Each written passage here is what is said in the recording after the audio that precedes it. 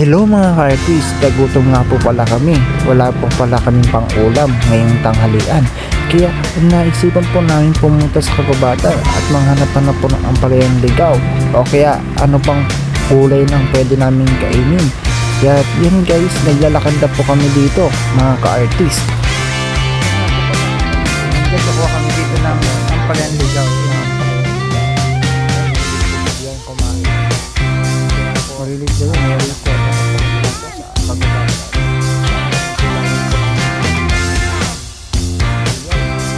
At ako'y pala'y may nakitang buko din sa niyugan na to.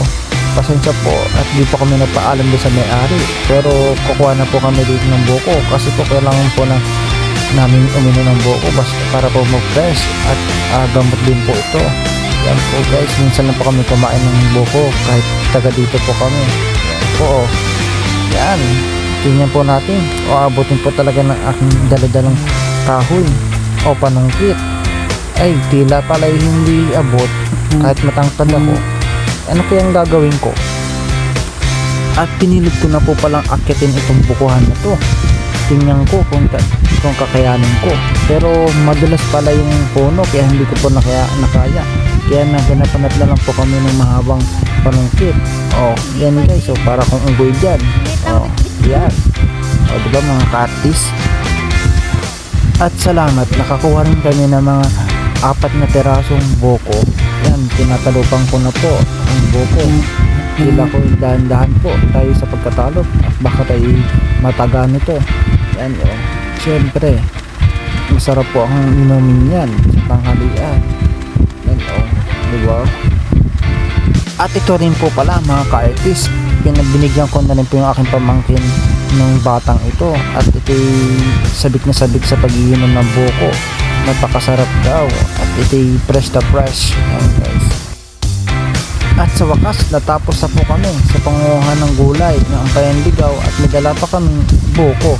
Yan po guys, naglalakad na po kami dyan. Malayo-layo po yung lalakarin namin papunta sa aming bahay. Yan, thank you po sa may-ari dito at maraming salamat po sa bukid. Ayan po ang lalakarin namin at tila ay napakaputik ang daan at matubig pa. Pero kakayanin po namin. Ganito po talaga sa probinsya. Ang aming simpleng buhay ay napakasaya. Ayan po guys. At mga ka-artist. Oo, yan. Tubig po yan. Matubig po yung daan namin. Yan po pala yung mga kinuha namin. Kaya tinulungan na po kami dito ni mother. At ngayon ang ate ko. Nagimay-himay na po ng ampalayang ligaw para malutuin na po namin ito. At para pa maging aming tanghalian. Yan, napakasarap po talaga yan. At ako rin pala mga ka-artist ay pinagluto ng sinabawan na isda. Sariwang-sariwa po ito. Dito po rin kinuha sa aming karagatan. Malapit lang po yan dito sa aming bahay. Yan po, napaka-fresh po yan. At asim-asim po ang pagkaluto ko. Ako pa nagluto yan. At maraming salamat nga po pala mga ka-artist sa panonood. Don't forget po sa share and like. And we'll see you sa next video.